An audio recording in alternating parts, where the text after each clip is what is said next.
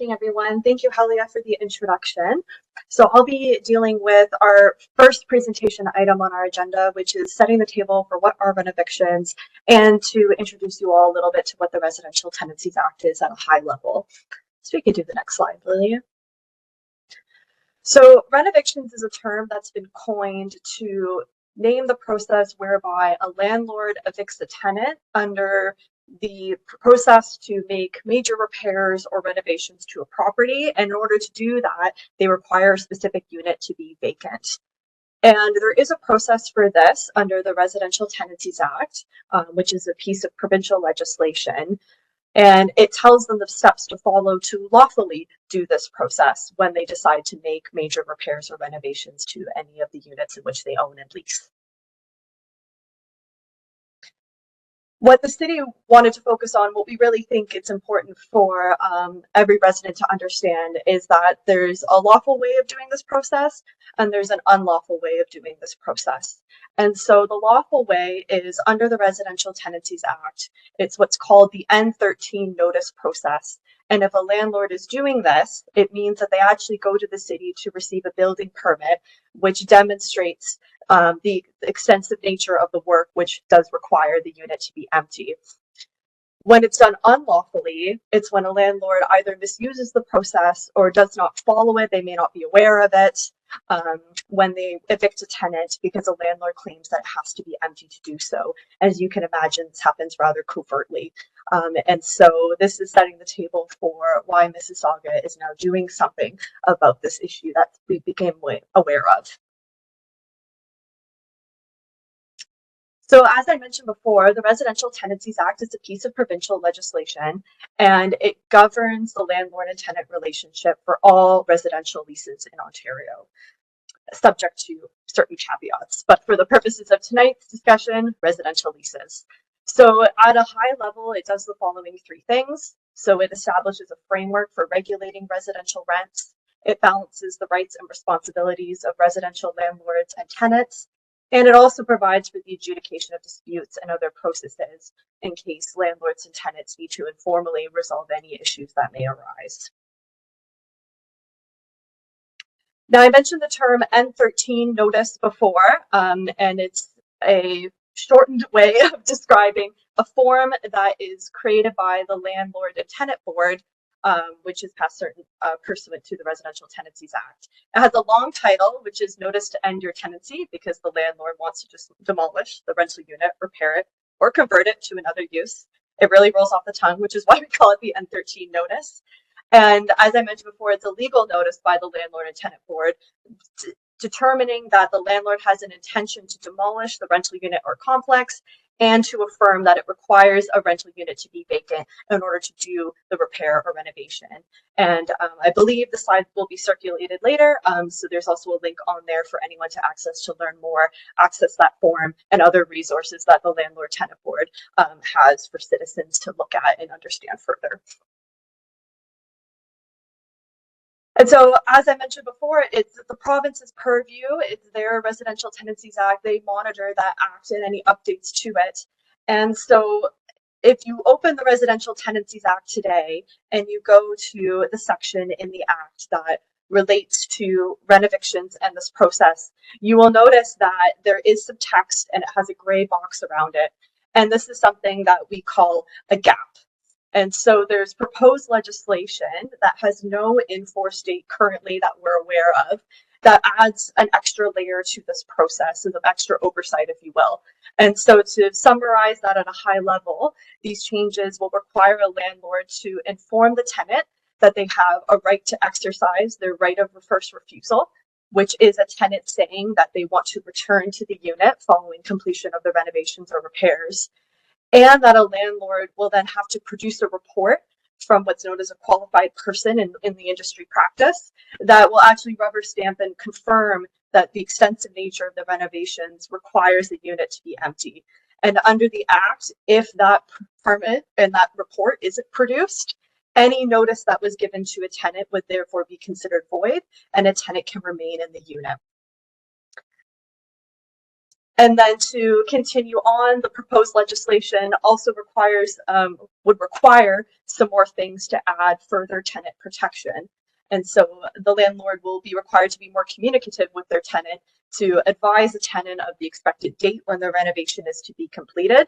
If something changes over the course of the renovation timeline and that date has now changed, to notify the tenant without delay that there's been a change to that date, and also to notify without delay that the unit is ready for occupancy. So as I mentioned, these are at a high level what's in the Act that's set to come into force, but we have no way of knowing when that will be.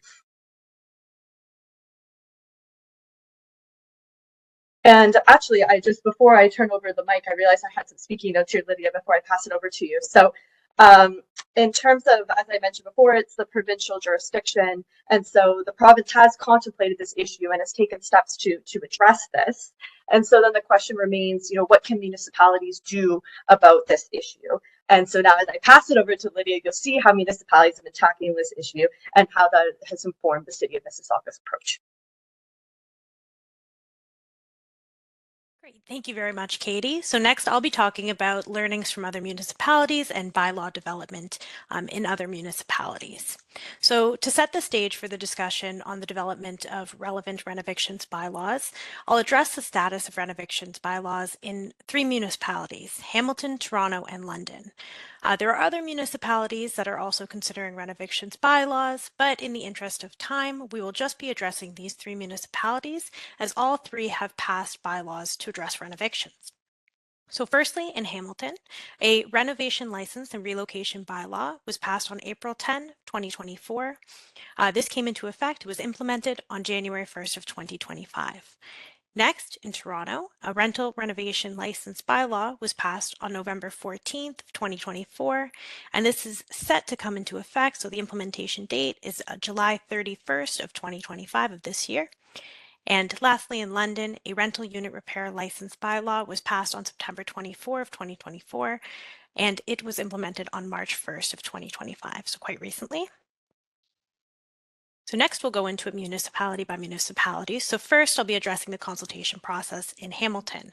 So the City of Hamilton engaged a consultant to help evaluate the feasibility of implementing a bylaw to tackle renovictions. The consultation process in Hamilton was split into 3 major phases: the background research phase, the stakeholder engagement sessions, and an online survey. So the first phase of the consultation process was background research. This involved researching other jurisdictions in North America to determine how renovictions were being handled by other governments. The second phase of the consultation process was conducting stakeholder engagement sessions. These stakeholder engagement sessions took place in 2022 and 2023, and they included meetings with city councillors, staff members in the City of Hamilton's Housing Services Division, tenants' rights advocacy groups, groups representing property owners, and constituents within the municipality. Third phase of the consultation process included a public survey that took place in 2023 and focused on local tenants, landlords, and homeowners. At the January 24th, 2024 City Council meeting, an item was passed that directed the City of Hamilton staff to prepare a renovation license and relocation bylaw to regulate repairs and renovations to rental units. And on April 10th of 2024, the City of Hamilton's renovation license and relocation bylaw was passed, and the bylaw came into effect on January 1st of 2025. Next, moving forward to the consultation process in Toronto and a little bit about the status as well. So the City of Toronto engaged a consultant to gain feedback on a proposed renovictions bylaw modeled after the Hamilton renovictions bylaw. The public consultation process included focus groups, in-person public sessions, online public information provided, and an online survey. So on June 26th of 2024, City Council directed staff at the city to prepare a renovictions bylaw. And then on November 14th of 2024, Toronto City Council adopted the rental renovation license bylaw. The bylaw is scheduled to come into effect on July 31st of 2025, and this window's implementation date was chosen with consideration given to the time that was needed to prepare, including recruiting and training staff that would be handling this bylaw and handling these matters, development of guidelines and documents that the staff would refer to, implementation of any necessary technology changes for licensing processes, and time to educate the public on the new bylaw to encourage compliance. Next, moving forward to the consultation process in the City of London. City of London had meetings and discussions with other municipalities, both in Ontario as well as British Columbia, to discuss best practices on tenant protections. They had discussions with internal staff that will participate in the implementation of their rental unit repair license, and they had discussions with external agencies and members of the public to seek feedback and measure the impact of the potential bylaw. At a January 21st, 2024 council meeting, staff were directed to report back with recommendations on options to limit or prevent renovictions. At a March 18th, 2024 Community and Protective Services meeting, staff were directed to report back with a renovation license relocation bylaw. The rental unit repair license bylaw was approved on September 24th of 2024, and the bylaw came into effect on March 1st of 2025. So to sum up all the information, I know there were several dates that were mentioned there, as well as just kind of higher level information, but as a summary of the consultation processes and implementation processes taken in other municipalities, the municipalities of Hamilton, Toronto, and London, some of the higher level points that we can take away from all the municipalities is that each municipality conducted a jurisdictional scan, did some background research. They engaged with stakeholder groups. They solicited feedbacks from individuals, either constituents or stakeholders individually. And they allowed for a gap between the time that a bylaw was passed and the time that the bylaw was then in effect, so the time that the bylaw was then implemented. So the City of Mississauga is considering the approaches taken by other municipalities while we are in the process of considering developing our own bylaw, so during our own local consultation process. And so one thing to note, just wanted to include as well, the City of Ottawa has asked staff to consider a bylaw and report back in Q2 of 2026. So just wanted to include that information as well. And following, I'll turn it over to my colleagues Dominic and Newper to address the content of the renovictions bylaws in the municipalities of Hamilton, Toronto, and London.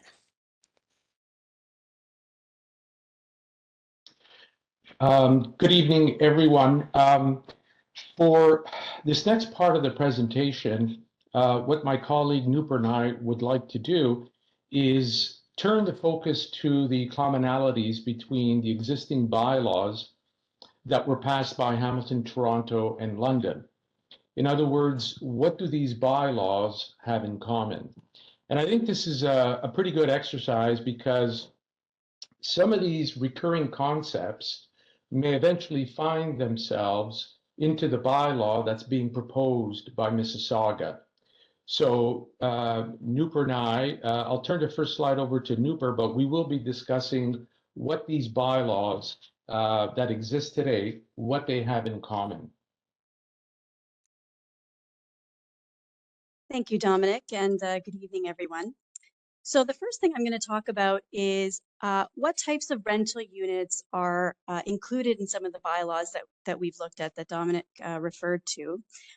So different municipalities have different definitions of what a rental unit is, but typically, they state that they include the following. They apply to all rental units within a municipality for which an N13 notice has been given to a tenant. So the N13 notice, you'll recall, is a notice Katie referred to as part of the Residential Tenancies Act. Or it could be, any living accommodation used or intended for use as a rented residential premises, excluding certain types, which are also set out in these bylaws. And of course, buildings or parts of a building that consists of one or more rooms containing toilets, cooking, rental facilities, designed for use as a single housekeeping establishment, or used or intended for use as a rented residential premise. So those are just some of the examples that we found. And all these bylaws also include some limited exclusions or exceptions. So sort of the takeaway from all of this is that, the bylaws may not apply to every residential rental unit within a specific municipality. And of course, Mississauga will be looking at this and developing our own definition of what's included.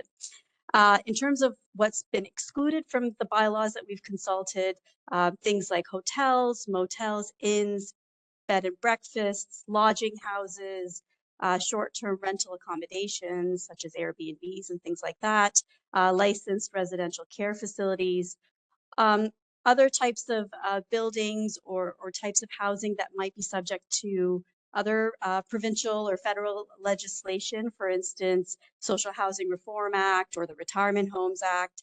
Those types of rental units may be excluded from those bylaws as well as buildings or shelters that are operated by a municipality, social housing, affordable housing, where maybe, they're not subject to certain legislation, but they are subject to an agreement with the municipality. So there's different exclusions within the bylaws that we looked at. Next slide. And I'll turn it over to Dominic. Okay.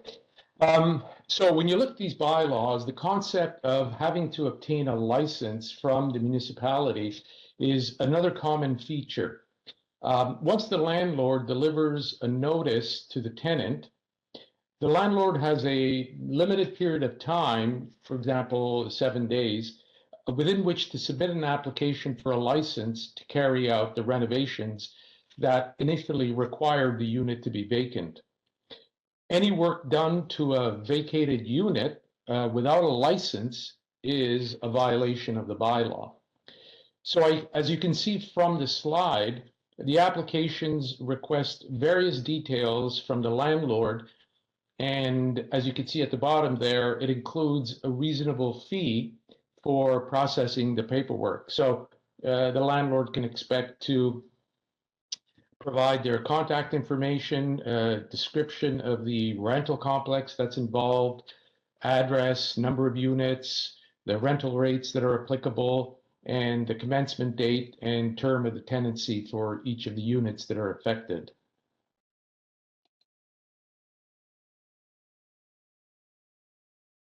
Oops. And the notice requirement. So these bylaws also make the delivery of notice to the tenant an important concept. Tenants in the past have complained that renovictions will occur without any formal paperwork being delivered or provided to them. So in other words, the license application process forces the landlord to serve an N13 form or N13 notice form that we know is provided for under the Residential Tenancies Act. So this form is served on the tenant, and then proof of this form or proof of the service of this form has to be provided to the municipality. And without that proof in the hands of municipal staff, the renovation work will not be allowed to continue. If it does, then obviously the landlord is in non-compliance. And Nooper? Okay, so another aspect of the license application is that the landlord must obtain a building permit. So the building permit must be submitted as part of an application for a license to the municipality. The other aspect of this is that there needs to be a report from a qualified person. And you'll recall from Katie's portion that, this is in the RTA, but those sections are not yet enforced. So municipalities are making this requirement part of the license application process to fill that gap. So qualified persons could include engineers or architects, just confirming that the renovations are so extensive that they require vacant possession of the unit. And so that needs to be submitted to the municipality. And this is just so that the municipality knows that the landlord is following all the required steps and procedures that are set out. Next slide.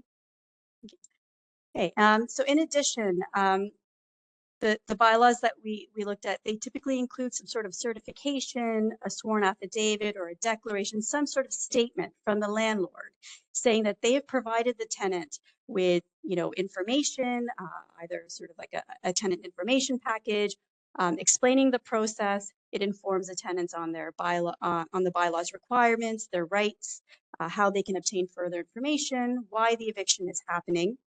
Landlords may also be required to post this notice on the rental unit door or somewhere in the building, just to advise that this application has been made with the municipality. And they need to do this within a certain number of days after making the application. And so basically this is all just so that tenants are informed of the landlord's application and are aware of their rights.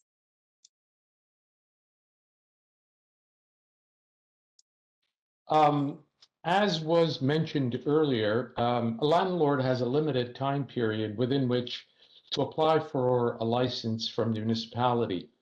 Now, once this license is issued by a municipality to the landlord, how long does that license remain valid? Examples from a scan of the bylaws include the following: 1 year or date of the estimated date of occupancy, whichever is earlier. 1 year, and if the repairs will take longer, then the landlord must apply for a license renewal before the end of each term. And possibly 180 days, but if that expires, the landlord must then apply for a renewal. So the important takeaway here is that once the landlord applies for the license and is issued one for the municipality, that license has a limited lifespan and the work should be done within that period of time.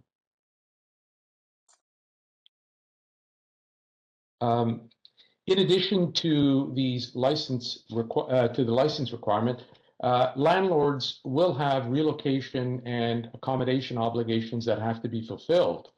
For example, once the landlord serves the N13 form on the tenant, the landlord must make arrangements with the tenant for one or more of the following: providing alternative accommodations, possible compensation to the tenant, and this varies. So you're asked to refer to the applicable bylaw or to the Residential Tenancies Act. And the tenant returning to the rental unit after completion of the renovations at a rent that is deemed lawful. And there's a formula for determining what that lawful rent would be. Some municipalities also require that the landlord contribute towards the tenant's moving expenses. So the key takeaway here is the landlord has to demonstrate that satisfactory arrangements have been made with the tenant. In other words, the landlord is required to work with the tenant and provide accommodations during what obviously would be a very stressful period. The last thing you want to do during this type of stressful period is to ignore the tenant. So municipalities want to know through this process that the landlord is working constructively with the tenant. Yeah, and just to build on that, so the Residential Tenancies Act says that a tenant has the right to return after the renovations are done. And so the landlord must make these arrangements with a tenant who wishes to return to the unit under the bylaws that we've looked at. Otherwise, a landlord will not receive a license from the municipality. Another component is that landlords can't advertise a unit for rent if the tenant has given a notice intending to return to the unit post renovation completion. So they can't, start to advertise a unit once that notice has been given. And so the key takeaway is the municipality just wants to ensure that a tenant understands that they have the right to return to the unit once the renovations are complete. So the bylaws that we looked at, they all contain different types of penalties as well, and that's an important portion of any bylaw to ensure that there's compliance and that landlords will be held to account. So some of the examples are that if there's a contravention of the bylaw, they could result in charges being laid under what's called Part 3 of the Provincial Offences Act. Those are typically for more serious offenses where there's a laying of information, an issuance of summons. And so upon conviction, they could be liable to minimum fines as well as like a maximum fine of up to $100,000, again, upon conviction. The legislation also allows for, the Municipal Act allows for different types of fines that could be sought, like multiple fines, continuing fines, special fines. Multiple fines being, fines for multiple types of offenses, continuing fines for every day a contravention continues to occur, and special fines where, someone is actually deriving an economic benefit from breaking the rules within the bylaw, the requirements of the bylaw. So they could be subject to special fines as well upon conviction. Then there's also Part 1 fines under the Provincial Offences Act, and those are like tickets being issued of certain amounts. And then some municipalities implement administrative monetary penalty systems. So those are penalties that the municipality imposes and are subject to the administrative penalty system. So sort of the takeaway here is that the imposition of fines will motivate landlords to follow the bylaws strictly.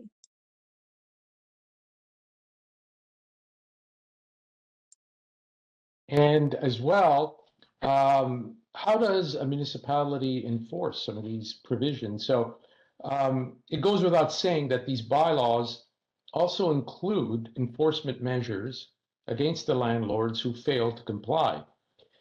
Between the date the bylaw is passed and the date of actual implementation, which in some cases can be as much as 6 months, these municipalities will typically carry out an educational campaign to educate the rental community on how the bylaw affects them.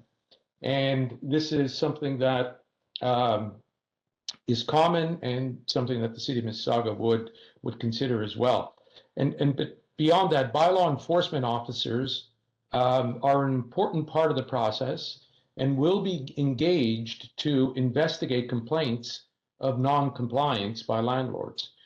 And tenants are also encouraged to report non-complying landlords to the municipality. For those landlords found to be in non-compliance or just ignoring the bylaw altogether, they can expect fines, as my colleague Nooper explained. They can expect fines and compliance orders preventing the non-compliance. And so, notwithstanding that there would be a bylaw, one of the key takeaways here is that the municipality can't be everywhere at the same time. So we encourage tenants who are affected by these types of renovictions to contact the city in the event they know that a landlord is violating the bylaw, and in assisting the city in identifying these non-compliant landlords.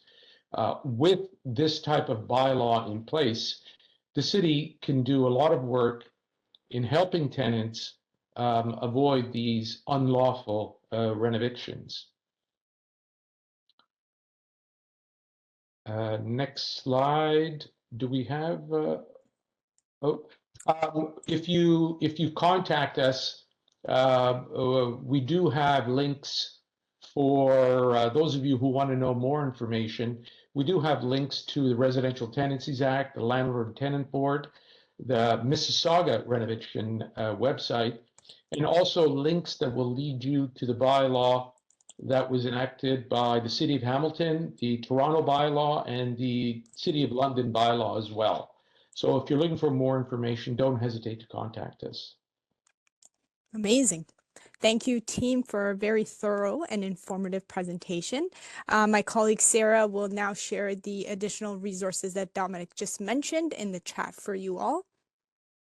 And if you have not already done so, I would highly recommend you subscribe to our newsletter on our Renoviction bylaw website to receive any project updates. We will be sure to update you through the newsletter about the recording that we will be posting of this session, as well as the presentation slides. Next slide, please. Amazing. So we are now here for the question and answer portion of our session.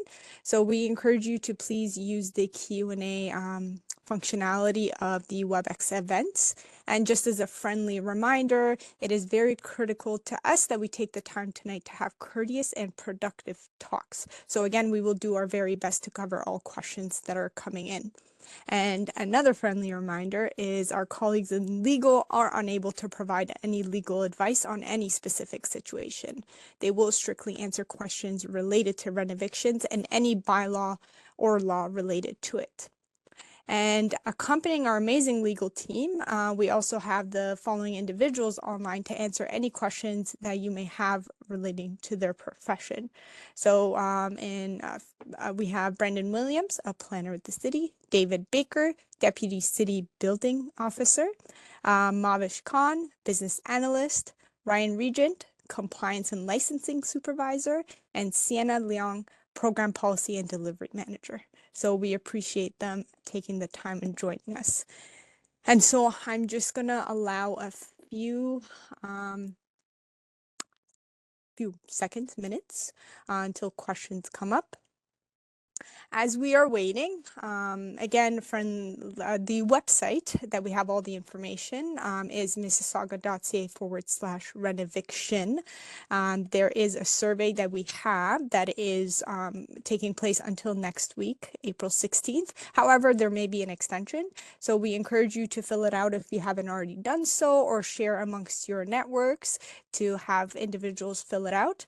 There's actually also, if you look at the very last page, once you fill out the survey, there is another survey that you can use to enter in for a prize to win one of 20 $100 grocery gift cards. So the best of luck to you all. And we do appreciate you joining. Okay. So the first question is, can you go over the timeline for next steps? When will the city staff make their recommendations on the bylaw, and when will we go to committee for a vote? I can take that, Helia. Thank you. So right now, the project team is in what I guess I would call the research or investigative phase. And we're essentially doing what council asked us to do, which is do our homework and learn as much about these bylaws as possible.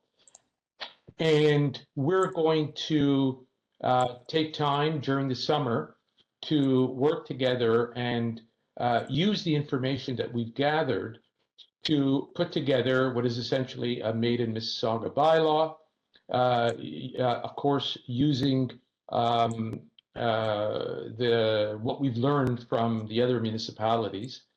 And the plan is to, in accordance with direction provided to us by council, to report back to General Committee in September with a corporate report on the work that we did and a draft bylaw for consideration by General Committee.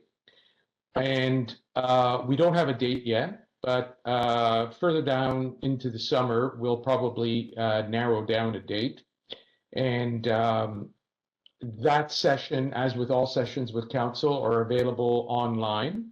So if you're interested and you can't make the council general committee meeting, you can tune in online on the Mississauga website, where council members will discuss the report and discuss the contents of the bylaw. And then depending on what council decides, if everything is approved, then the next step after that would be the recommendation being forwarded to council the following week, and council would vote on it. And if there's sufficient number of votes, the bylaw would be passed and enacted. And then typically, as with the other bylaws, there would be an educational and implementation period. So even though the bylaw is passed, it's not effective until the implementation period. And we're not sure at this point in time how much we need for an implementation period, but I think the city would want to carry out an educational campaign so that when the bylaw is in effect, in terms of implementation in effect, the community, the rental community, is aware of it and understands the rights and obligations. Yes, and to add to what Dominic said, we will certainly be notifying you through the website's newsletter to let you know when the team will be taking the next steps as well. So again, it would be highly recommended for you to sign up and to receive updates. I think you all did an amazing job at presenting, because there doesn't seem to be a single question. I think you answered it before anyone could ask. So I'm just gonna wait a few more minutes to see if there are any other questions. But maybe if you can, if it'd be a nice little reminder, if you can let us know what the Residential Tenancies Act is and what is an N13, if you want to just do another quick little refresher. It's always nice to hear it more than once.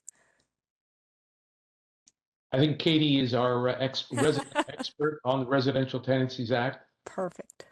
Absolutely. So, to summarize the Residential Tenancies Act, it's a piece of legislation from the Ontario government that governs landlord-tenant relationships in the province.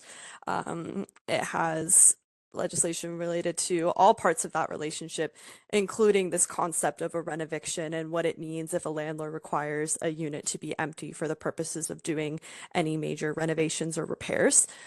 If a landlord is going down that route and they do require an empty unit, then that's when the N13 notice comes through, which is that formal notice that is administered by the Landlord and Tenant Board, whereby a landlord provides that notice to a tenant, letting them know that they're following the process, that they're seeking a building permit from the city to help provide some extra justification for the works that they're doing for requiring it to be empty, and also engages that relationship to take the next steps, including having the discussion about a tenant's right to return to the unit, and anything that needs to be arranged in the interim period from the time the renovations start to the time when the unit becomes available to be lived in again. So I think that's it in a nutshell. As I say that, I may have brought on more questions. So, And I think as well, Helia and Katie, there may be viewers who are not familiar with the N13 form. And I believe that we're able to provide them with a link to where the form is. And if you're a tenant and you're wondering if down the line this may happen to you, what this form looks like, if you follow the link, then you can download a copy of this form and make sure that the landlord is giving you the correct N13 form and is complying with all of the requirements in the delivery of that form. So I'm not sure if that could be done on the, Helen, if Yes. it can't be done on the side, then No, no worries, Dominic. So we have provided the link. However, I'm going to ask our colleague Sarah to place it in the chat again. So if anyone is interested, you can find it in the chat. And again, we will be, all these links are also posted on our website. If you didn't want to copy it right now, you can go on our website and find these links as well. So that's no problem. yeah. Thanks, Okay. Dominic. And you raised a good point too in terms of the forms on there. And there's also just some citizen guides. So I believe as far as the N13 goes, there's guides for landlords and there's guides for tenants. So people can find what they need if they have, additional questions about the form beyond the form itself. and some of you may be asking, why have municipalities gotten involved? Well, it's kind of a funny thing that the Residential Tenancies Act is in place, but the sections that would ideally address renovictions, they are not in effect. They are not part of the legislation right now. They were, I guess the province intended them to be part of, but they're actually not implemented. And so what municipalities have done is to say, we want to protect our residents, in particular those residents who are tenants, and there's something we can do because we don't know what the province is going to do with those sections that are critical to the Residential Tenancies Act and in dealing with renovictions, but we don't know what the province is up to. And we can't wait forever for those sections to actually come into effect because they don't apply right now. And so Hamilton has taken the lead, and Toronto followed, London followed, and Mississauga has been paying attention to all of this activity. And we have every intention of going back to council in September with a report and a bylaw to protect tenants, notwithstanding that this is within the jurisdiction of the province, and the province hasn't enacted the critical sections.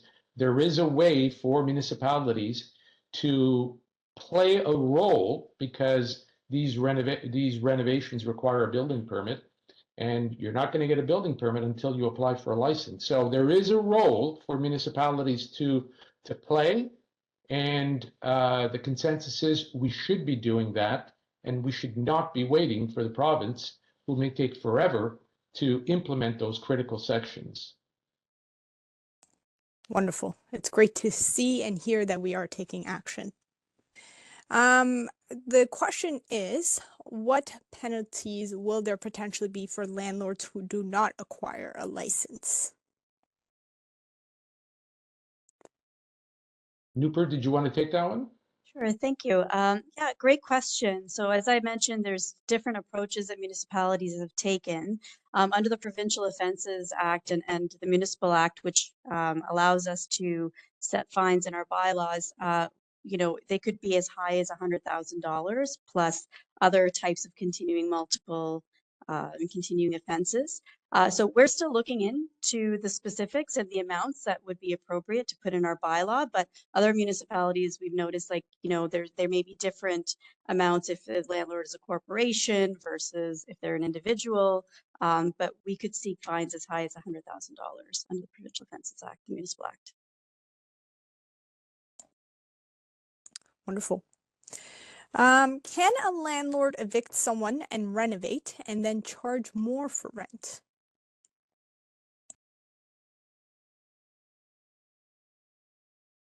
There's what the bylaws provide for is you can, if it's otherwise deemed a lawful rent.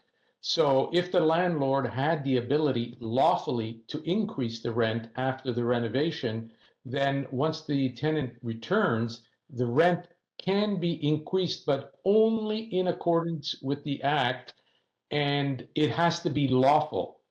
So that's very, very important. It's not that once the tenant returns, there's no ability for the landlord to increase the rent. Whatever rights the landlord had previously to increase the rent, those rights continue. And it may just be that when the tenant returns, the landlord is in a position to raise the rent to what is deemed or referred to in the legislation as the lawful rent. And so there may be a slight increase in the rent, but that's not the landlord taking advantage of the tenant. That's not what that is. That's the landlord exercising their right to increase the rent lawfully. So those are two different things. Great. And can you touch a little bit on the first right of refusal that tenants have? I can take that one, Dominic, if you want. Yeah. So under the Residential Tenancies Act today, if an N13 notice is issued and you're a tenant and you're given one, if you want to return to the unit following those renovations, you need to give notice to your landlord in writing that you want to come back. And so that's the relationship under the RTA today. So it's a tenant initiated process for one thing. And two, it has to be done in writing. So that way there's a track record of it. And that's how it's done today. Under the changes that are in the RTA that aren't in effect, the landlord would be required to advise a tenant of the right of first refusal, but that extra layer, as Dominic mentioned, is not in play yet. Great. And just to build on the initial question as well, and you know, an additional question to you, Dominic, will the lawful rent be market rent or just lawful increase based on inflation? It's going to be the lawful rent that the legislation provides.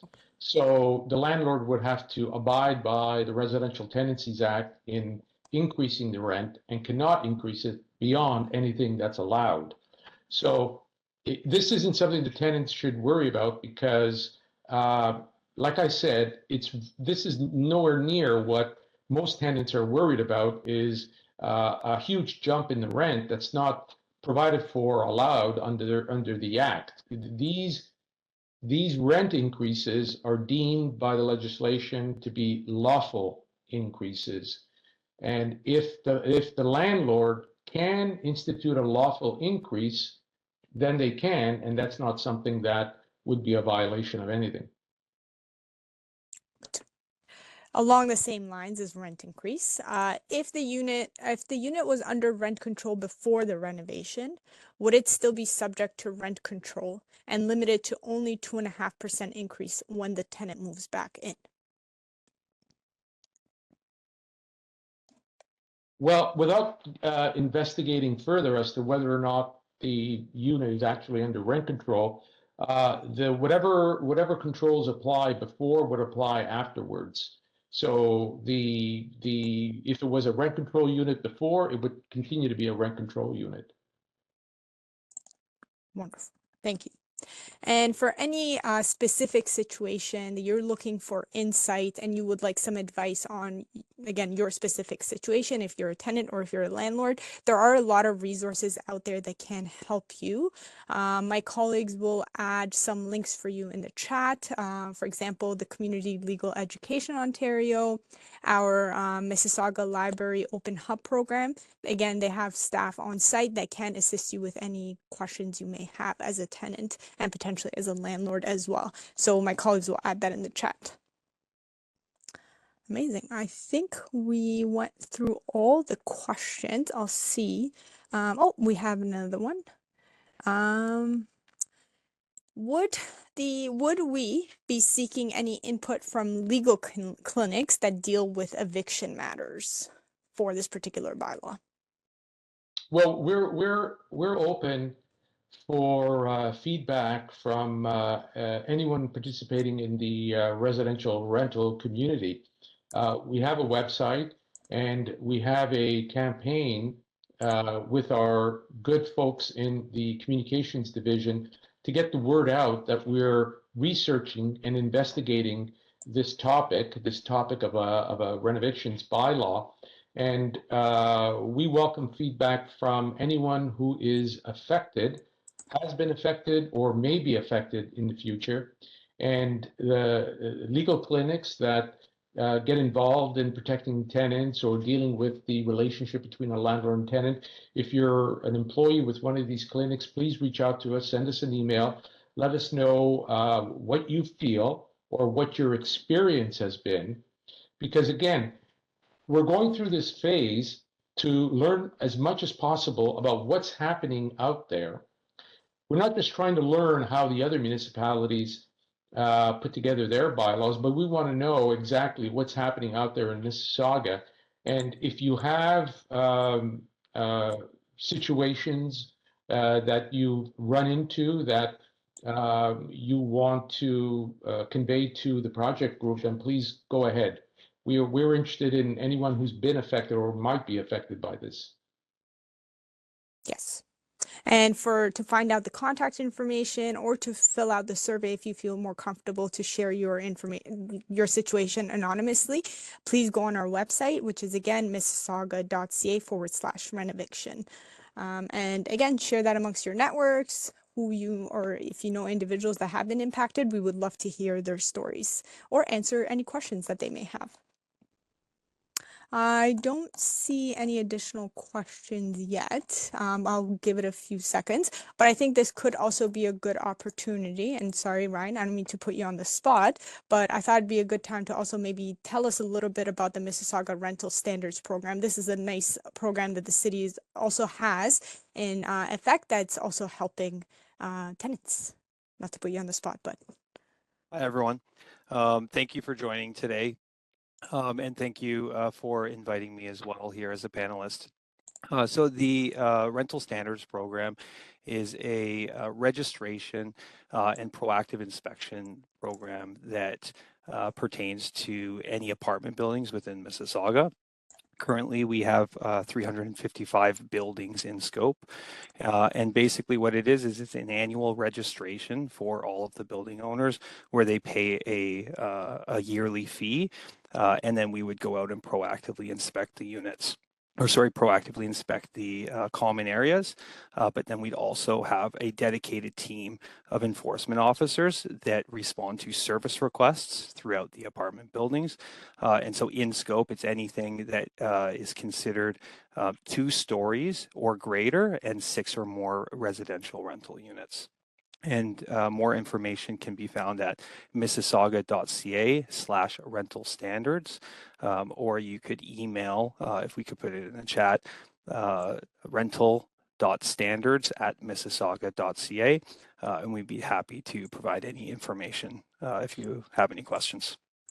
Amazing. Thank you very much. And my team will shortly add those links in the chat for everyone. We have a question. Would the city consider requiring landlords to register cash for key offers?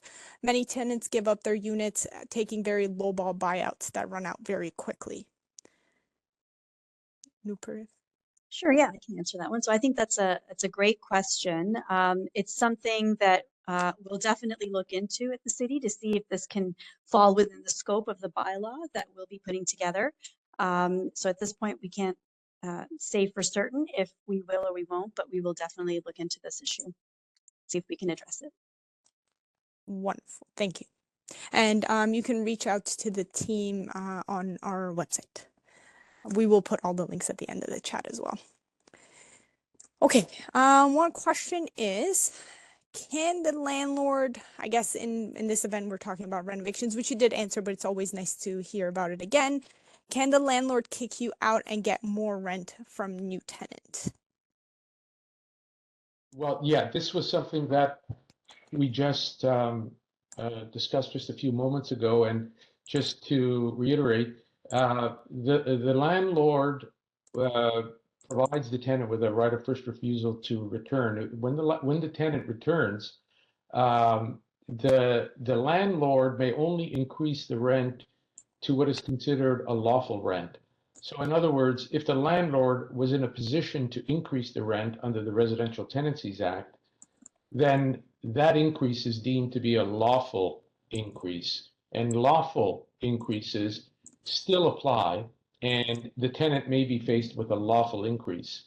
However, that is separate and apart from the big concern that tenants have, which is a landlord not following the N13 process, evicting a tenant, and if the tenant returns, increasing the rent dramatically beyond what is lawful, or in the worst case scenarios, the tenant doesn't understand or appreciate their right to come back, and the landlord rents to someone else at a dramatically increased rent, which we know is something that's not allowed. And we believe that with a renovictions bylaw, the city will have a role to play in these renovations. And in playing that role, we can assist tenants to make sure that landlords are following the law, following the bylaw. And for any landlords who ignore the bylaw, there will be fines. The bylaw will set out the fines, as Nooper indicated earlier. We don't know right at this point in time what those fines should be. We're studying them now. And I imagine our city councilors may have something to say about fines and what they deem appropriate. But in any event, a landlord found to be in non-compliance, particularly with what would be a lawful rent, will have the city knocking on their door. Wonderful. Thank you for reiterating that and clarifying. And sorry, Helly, I just wanted to clarify please. something I said earlier, and I think and Dominic got to it, and I appreciate you for doing so. The landlord being informed or informing tenants of their right of first refusal is something that is required as the RTA stands today. So just want to clarify that point. But in terms of the tenant's obligations to notify in writing and before they vacate the unit, that's important to note on that question of, you know, what does the right of refusal process look like and how to properly engage with it. Wonderful. The question is, through the process that you're going through right now, are you considering to give tax relief to landlords instead of increasing rents no more than 1% to 2%? I don't believe that any of the other bylaws that we've reviewed provide any form of tax relief. That's something that I'm not sure. Do you mean like property tax relief? I'm not sure what kind of tax relief, but that's something that I don't believe was considered by any of the other municipalities, and it's something that is noted. We would prefer if you send a question or if you send that concern in, it's something that would be noted. and considered, and ultimately the project team would make some kind of recommendation to City Council. At the end of the day, General Committee will hear this, and General Committee will decide what should remain and what should not remain in the bylaw. Great. Thank you for clarifying that. I'm just going to allow for a few more minutes to see if any other questions are coming up. Hell yeah, I see on the side there's a comment about the evictions at Chartwell Heritage Glen. Oh, yes, thank you. Yes, so the comment is talking about looking at the Chartwell Heritage Glen as you are creating this bylaw. So I'm not sure if you have any comments on that or not. The only comment that I have is, and this was discussed at City Council, and Chartwell is a retirement residence, I believe. But Chartwell was governed, or is governed, by a different piece of legislation, so that the Residential Tenancies Act and the requirements of the Act, in particular as they relate to evictions, they don't apply to retirement residences like Chartwell. Chartwell has its own, and other businesses like Chartwell have a different piece of legislation. The name actually, I forget the name, but I think it's the Retirement Residences Act or something along those lines. But the reason Chartwell was able to carry out those evictions, and I reviewed the legislation at the time, and Chartwell did follow the process under the legislation that applied to it, and Chartwell was not required to follow the Residential Tenancies Act. So the bylaw would not apply to businesses like Chartwell. That is really good to know. So they did clarify at another point to their comment, which Chartwell is a seniors residence, not a retirement residence, and there is a difference. Yeah, I may be using the wrong term, but the Chartwell situation proceeded the way it did because it had different legislation to follow. So the takeaway there was the Residential Tenancies Act did not apply to them, and the work we're doing is focused on the Residential Tenancies Act and a gap that exists in the Act today.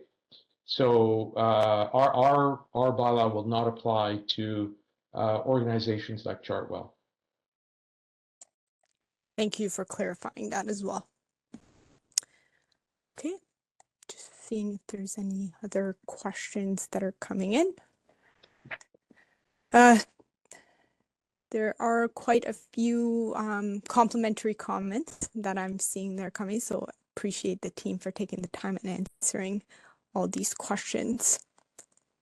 And again, if you think of question maybe tomorrow or maybe tonight before you're going to sleep, you're like, oh, I should have asked that. Again, please feel free to reach out to us on our website or send us an email, and we'd be more than happy to answer your questions.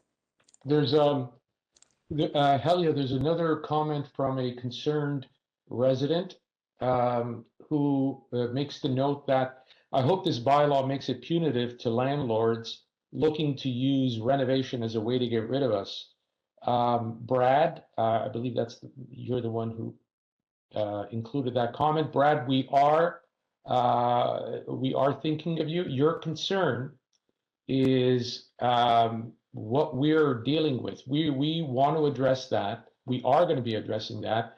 And as my colleague Nooper mentioned earlier in the presentation, there will be fines for landlords who think they can do exactly what you've mentioned there in your comment, which is use renovations to get rid of you, and then just jack up the rent in an effort to make a pile more of money. So Brad, we hear you. We understand your concern. And rest assured that the bylaw we put together, that we'd like to call the Made in Mississauga bylaw, will address that concern and will certainly address fines to be levied against landlords who try or attempt to do that kind of stuff. So we hear you, Brad.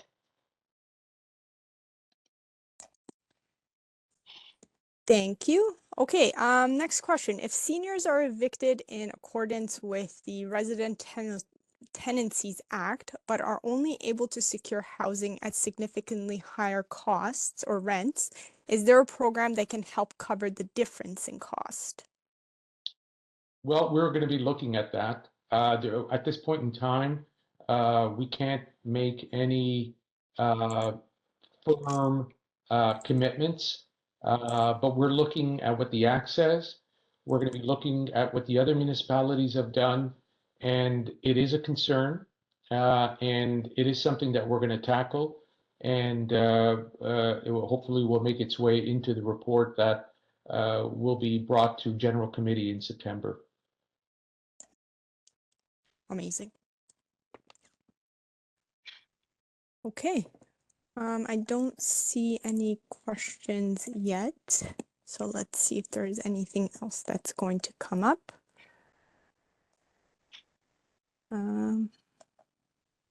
Okay.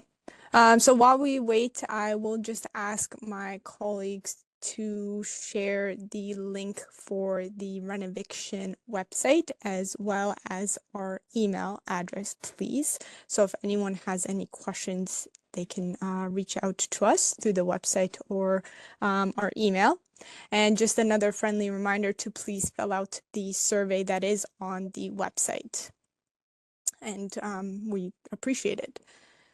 So can the link to the original motion at General Committee also be shared? I think Helia, not only that, or the actual motion, yes. Yes. I have a copy of the city clerk has a copy of the actual motion, but yes, that direction to city staff, which we're operating under, that certainly can be shared. Yes. Amazing.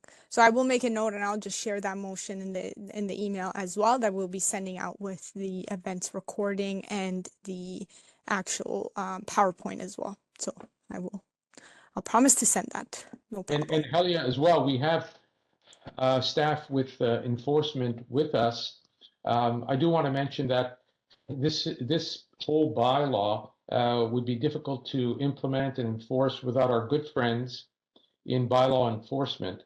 And the success of this bylaw here in Mississauga, but also in the other municipalities that have bylaws, relies in large part on the good work of our colleagues in bylaw enforcement who will be doing the investigative work.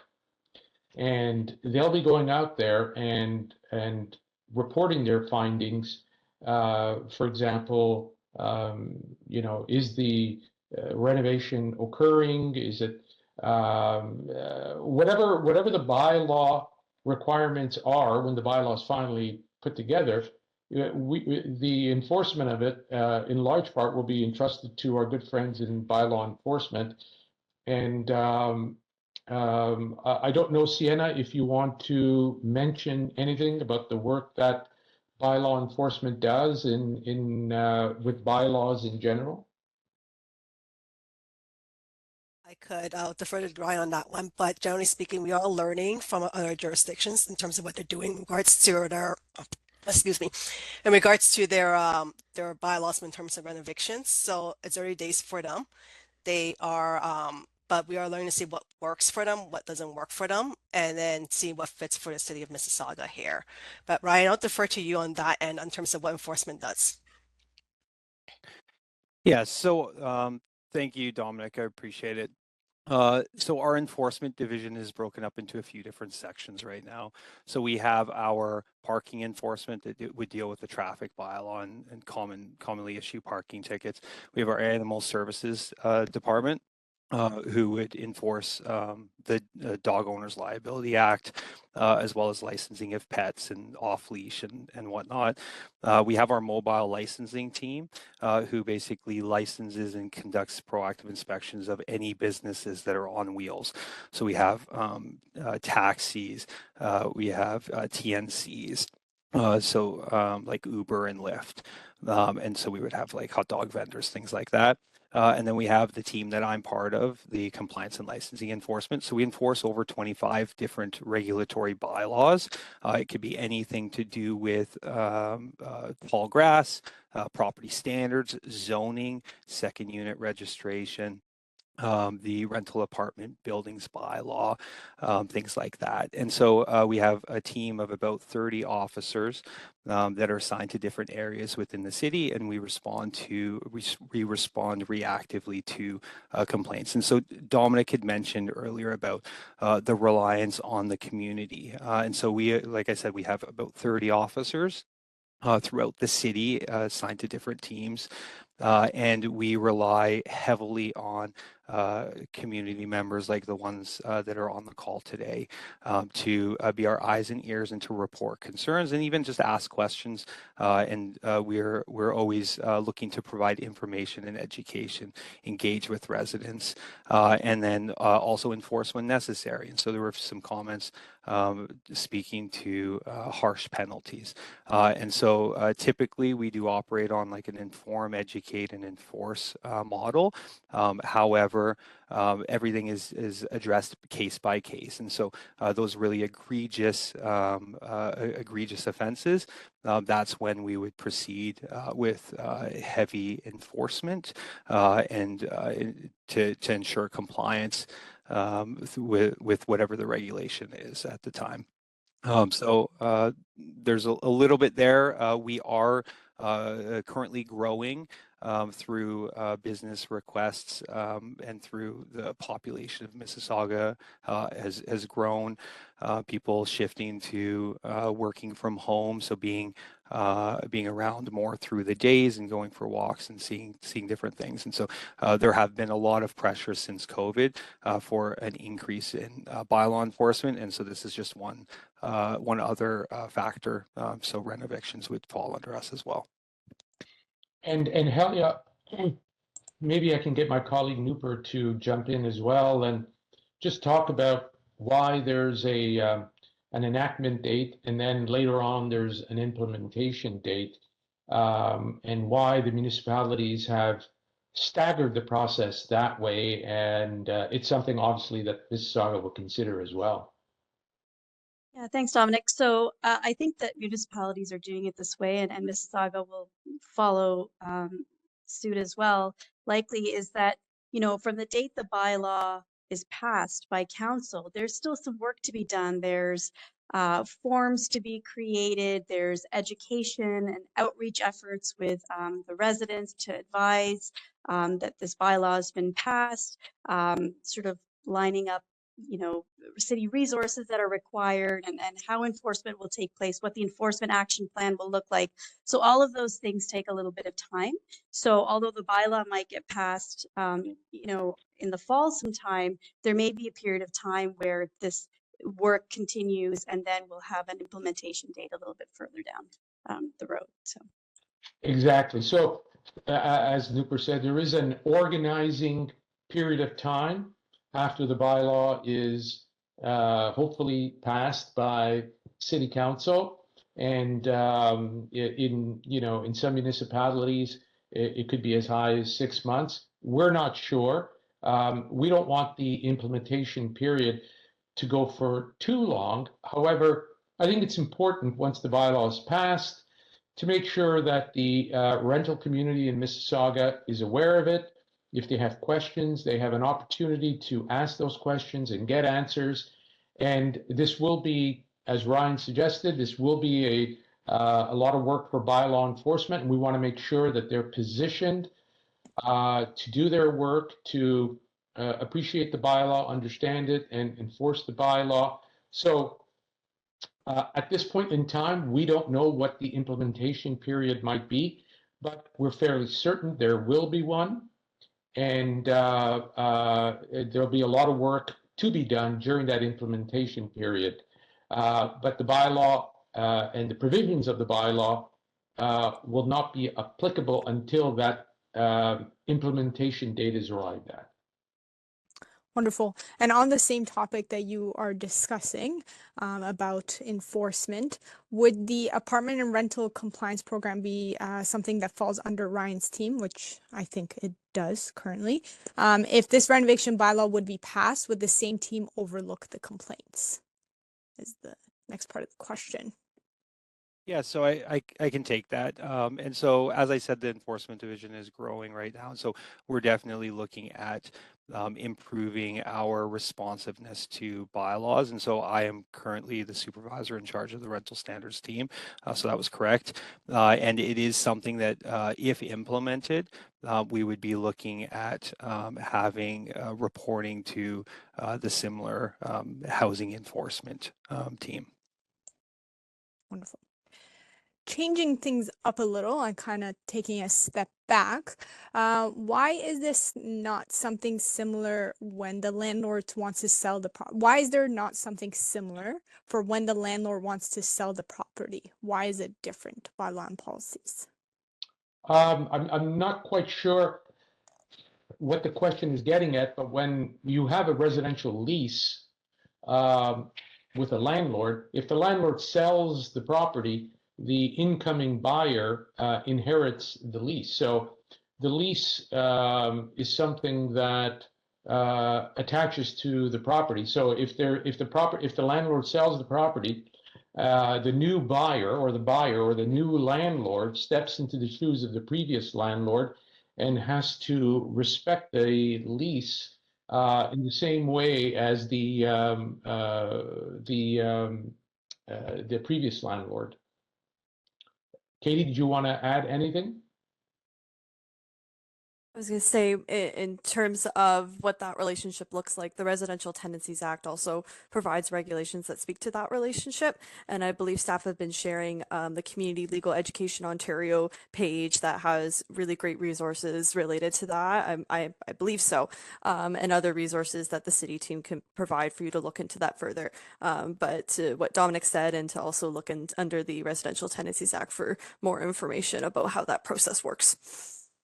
Yes. And yes, we did share that link in the chat.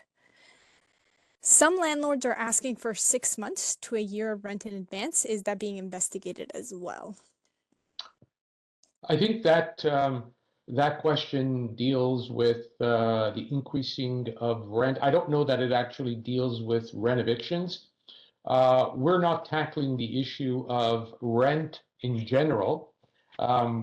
I believe that the Residential Tenancies Act does a pretty good job of addressing when and how a landlord can increase the rent. And if you refer to the Residential Tenancies Act, you'll discover really quickly if what the landlord is doing is permitted or not. But for our purposes, for renovictions, we're strictly dealing with the N13 process, where you get evicted because of a renovation. And we're dealing with landlords who are not being good landlords, and in many cases are evicting tenants without proper notice, explanation of what's occurring. In some cases, there are language barriers, and the tenants are not understanding what the landlord is doing, or in some cases may be intimidated by what the landlord is doing, and they don't ask questions, or they just move not understanding their rights. So it's really that particular situation that Mississauga has, and other municipalities have deemed that we have jurisdiction to get into because of the building permit requirement. However, when we're just talking about rent increases in general, that's within the purview of the province and the Residential Tenancies Act. So that's not something that we're going to be looking at. Thank you for your thorough answer. Switching things up a little bit, How would the planning department respond to the current bylaw that is in the works? Currently on the city's planning dashboard, there are projects that are undergoing converting older apartment buildings into condo ownerships. How will this affect the way city planning approaches these applications? Yeah, so I can take that. Actually, the city does currently have a rental protection bylaw in place, which applies to all rental buildings that have 6 or more rental units. So there is a requirement if the proposal is to either demolish or convert any existing rental units in those properties. There is a requirement under our housing protection bylaw that the landowner has to provide replacement units at similar rents. And again, as following the RTA, existing tenants would get the right of first refusal for those replacement units. Wonderful. And I'm going to ask my colleagues to add the rental housing protection bylaw in the chat as well, if anyone wants to read it. I'm sure it's a light read. Okay. I don't see any other questions coming through, and we are reaching the end of our meeting time. So I know I've been repeating myself quite. Oh, yes, Dominic. Yeah, I guess just in closing, Helia, and I know you may have a couple of words too, but just before you, Of course, yeah, no, please. I just wanted to mention to our viewers that City Council is very concerned about housing. City Council is very concerned about affordable housing. And the city has done a lot in recent months to advocate for those who share that concern. And we're, as part of that concern, it was thought that helping tenants in these types of situations go hand in hand with our concern for affordable housing. Because we know that if we let landlords run around doing things that are illegal and jacking up the rent illegally, what happens is that housing becomes unaffordable. And that's something that City Council is very concerned about. I know our mayor and I know our city councilors together are very concerned about this. And that's one of the reasons that they provided us with this direction late in 2024 to investigate this bylaw and to put together a bylaw, because once it's done, it adds to one of the important pillars for our city council, which is not just housing in general, but protecting affordable housing. So I applaud our city council members, our mayor and our city council members, in looking at this issue. They're concerned about residents, they're concerned about tenants, and I know they want to do something about it. And we're very happy to be working on this project. Yes. You certainly have a great team working on this project. You couldn't have asked for any better team. So everyone's lucky. With that, and thank you, Dominic, for those words. I'm sure it provided a lot more context for everyone as well. I was just going to close the session by just reminding everyone about visiting our website at mississauga.ca/renoviction. There are many opportunities for you to engage with us outside of this session. So please feel free to ask us a question on the website, write us an email and ask us a question, or even fill out the survey that is on the website to tell us about any situation that is related to you, or if you've heard from family members. Again, these situations do really help the team when it comes to building out the bylaw. And as another friendly reminder to please subscribe to the newsletter if you haven't already done so. And I believe my colleague has placed the links for you in the chat, but I will be sending out an email with the recording of this presentation, the PowerPoint, and any other links that we have shared throughout this session for you in an email in the coming weeks.